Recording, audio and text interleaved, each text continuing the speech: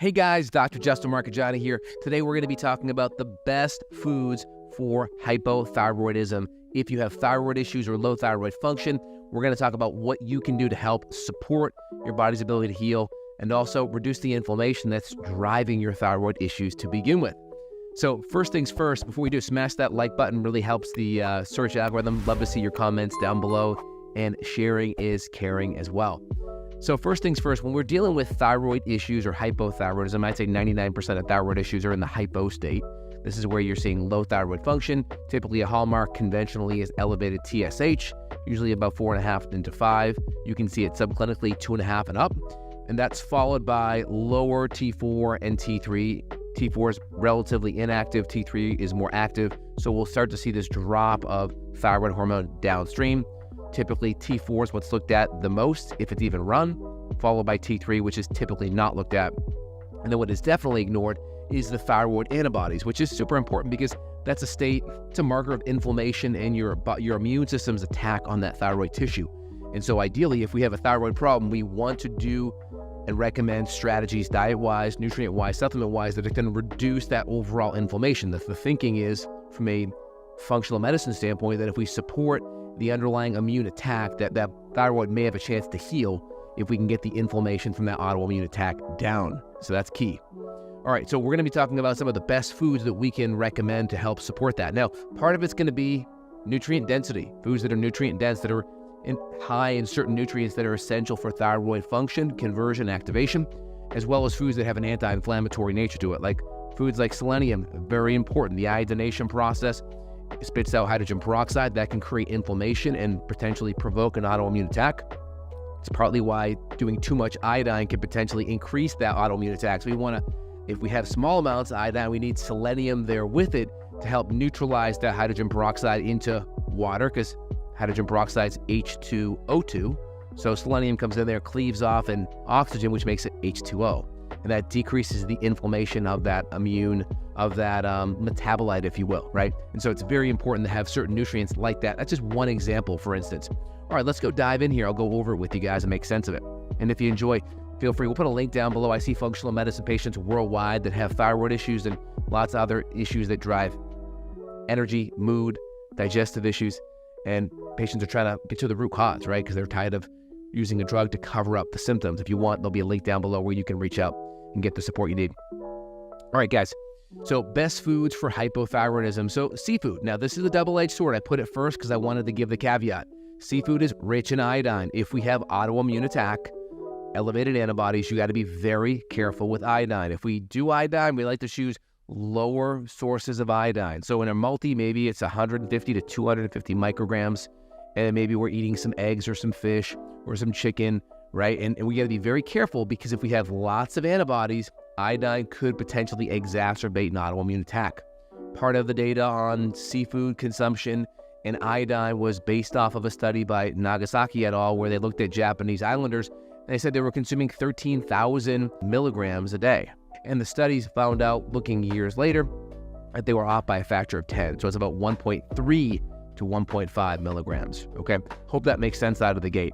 So we're in the milligram amount, and they were at 13,500. They found it was about a factor of 10 off, so about 1,300-ish. And so part of the reason why people were recommending tons and tons of iodine was because they saw these Japanese islanders consuming lots of it and having good thyroid function. So we're off a little bit. So we have to be very careful when we talk about iodine and how much. Out of the gate, I recommend keeping it in, I'd say, under the milligram amount if we're going to do it. And we have to make sure we monitor antibodies, and I recommend keeping it supplementally in the lower hundreds in micrograms for iodine if we do it. Out of the gates, if there's active antibodies, we're just focusing on selenium, zinc, magnesium, maybe some CoQ10, maybe some curcumin, because we have to lessen that autoimmune attack. And then we're going to be initiating an autoimmune template diet. We're trying to cut out a lot of the inflammatory foods and focus on the anti-inflammatory. Now, I'm going to recommend some foods that may not fit on that diet. So I'm going to try to give caveats, because everyone comes in at different places. Not everyone has sky-high antibodies. So I'm trying to dovetail this so you guys can listen to it and see what track you may fit in as I recommend it. So iodine, double-edged sword. Start low to very little if there is any autoimmune attack. Couple hundred micrograms is fine. You do need a couple hundred micrograms, right? That's a minimum. So you do want some, you just have to prioritize the other nutrients first and avoid the seafood out of the gate because it's going to be in the milligram amount. But serving of seafood is about 1 milligram, so you got to be careful with that. Wild-caught fish, still great, still okay. Seaweed kelp, much higher. Be careful on that. Sea vegetables, kind of same thing. Wild-caught fish, fine. That's a good source out of the gate, not too high. Lean meats. Now, don't even worry about lean. I would just really focus on the quality. Fat is okay as long as the quality is there. Organic, grass-fed, pasture-fed. Again, don't worry about the lean, and we want to just focus on good fats, good proteins. Again, the quality of the meat changes if there's no hormones, no antibiotics, and if it's pasture-fed or grass-fed. Again, B vitamins, very important. We need folate, we need B12. Zinc, vitally important. Copper is also important in thyroid too, all right? Now, usually, I'm not worried about getting too much copper. There's a lot of hype I see on YouTube with too much copper and thyroid. A lot of the foods that are very high in zinc are high in copper and vice versa. And so you tend to have a good zinc-copper ratio if you're consuming foods that are high in both. So I'm not worried about, if you're eating animal protein, which is super high in zinc, you'll still get some copper, but because it's balanced out, it's not like you're only getting a lot of copper and not a lot of zinc. So even if there's copper there, you're still going to get some zinc to balance it out. And again, you do need copper to make healthy thyroid hormone. And again, grass-fed beef, lamb, wild game, all great sources of B vitamins, of folate, of good nutrients, good fatty acids, carnitine, which is really good for thyroid function too. Nuts and seeds. Now, again, selenium, Brazil nuts, excellent source of selenium. Again, it could vary, so you don't want to only rely on Brazil nuts for selenium because you can have a wide variation. It can be off by a factor of 5 or 10x the amount of selenium from one Brazil nut to the other. So if you're relying on getting 200 micrograms, well, you could be getting 20, not 200, right? So I always want to make sure we're getting at least 200 to 400 micrograms at a minimum, up to 400 micrograms with a selenomethionine selenium. That's going to ensure that we have enough. That's going to help that autoimmune attack and ensure that we keep the inflammation down. And also, selenium is really important for that 5-deiodinase enzyme that helps activate and converts T4 to T3, right? We have TSH, that's our brain hormone. TSH, that is a signaling hormone that talks to our thyroid to make T4. T4 is our more inactive thyroid hormone that gets converted to T3 peripherally, also at different parts of the body. To get converted in the gut with healthy gut bacteria, 60% in the liver, 20% at that source. And then again, if we have lots of stress or sympathetic nervous system output, it'll also create reverse T3, which will deactivate it. So very important. We have to make sure if we have thyroid imbalances, we're also looking at the adrenal glands as well. In nuts and seeds, we'll have some anti-nutrients. So soak your nuts. If you have a lot of autoimmune issues, nuts and seeds, maybe something you want to cut out of the gate, or at least, soak them to ensure that we activate a lot of the anti-nutrients, the oxalates, the phytates, etc. But selenium and Brazil nuts are really good. Make sure you also get that at least 200 mics of selenomethionine from your multi. Yeah, Brazil nuts, macadamia nuts, sunflower seeds, eggs, really good. There's a little bit of iodine in eggs. Again, not a ton. I'm not totally worried about it in regards to causing a Hashimoto's attack. It's like, I think, below 100 micrograms, but it's still good. And there's a lot of good fatty acids. Vitamin A, really good for the thyroid receptor sites. We want him for good TSH function, so we want to make sure we have vitamin A in there. The yolk, that's where a lot of the nutrients is. And then vegetables in general. Vegetables are going to be loaded with magnesium. So just like you see in the molecule for hemoglobin, there's iron in the middle there, right? When you look at the green leafy green vegetables, it's hemoglobin but with a magnesium instead of an iron. So you have the animal version is going to have iron. The plant version will have magnesium. And so magnesium is really important for thyroid function, for inflammation. It's a natural beta blocker, so it's going to help relax the heart, good for cardiovascular function, good for blood sugar. And blood sugar is really important. If we have up and down blood sugar swings or lots of blood sugar surges and insulin surges, that can create thyroid problems. So magnesium is vitally important for thyroid conversion, activation, and blood sugar. All right, let's keep on diving in here. Let me give you guys a bigger screen. Vegetables, we talked about vegetables. So again, B vitamins, leafy greens, spinach, kale, broccoli, Brussels sprouts, really good nutrients here out of the gate. Just be careful with some of the goitrogens here. Broccoli and Brussels sprouts can be goitrogenic. They can inhibit iodine absorption. Now, again, I just talked about iodine being potentially bad. Like I mentioned, we don't want to go to one end where we totally block it, but we don't want to go to the other end where we overly shoot it up. So it's a double-edged sword. That's why I'm trying to give you guys the nuance and just giving you both perspectives on it, all right? It's a little complicated. I like to look at patients' labs and really figure out where they sit on that fence. Let me see here. And then sauerkraut, kimchi, these probiotics. These are great foods out of the gate that are going to have good vitamin K2 in there, good B vitamins, good folate. They're going to help provide good acidification for the gut, which is going to make it harder for bad bugs to grow, and it'll help support good bacteria growing. Again, probiotics, good healthy gut function is important. Good gut bacteria is vital for activating and converting our thyroid hormones, right? We have T3 sulfate and T3 acetic acid. The sulfatase enzyme by good bacteria helps with that conversion. Very important. Right. Fruits high in antioxidants. Some B vitamins, some vitamin C, some bioflavonoids, some nutrients that are going to help with inflammation. Also, some fruits can be very high in potassium. So some of your berries and things like that.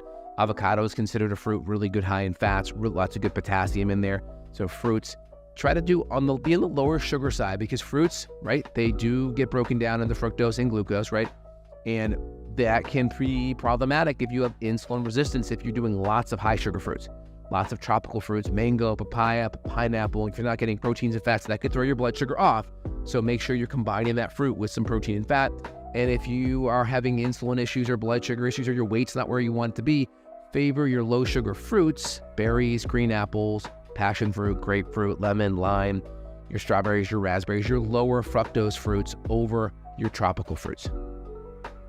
So yeah, berries, blueberries, strawberries, apples and bananas. Well, bananas will be higher. Okay, if it's greener, it's more starchy. Apples, if it's green, is low. If it's regular apple, it's middle. So just make sure you know that. You have your low sugar, your berries, your green apples, your passion fruit, your grapefruit, your lemon lime. Then you have your middle of the road guys, which are your pears, your regular apples, and then your oranges, and then your high sugar stuff could be your banana, especially if it's spotted brown on that. Bone broth, love it. Collagen amino acids, very good for connective tissue. Glycine is very good for the gut lining. Guess where most thyroid issues start? They start in the gut. So glycine is very important for the gut lining, which thus will help that thyroid.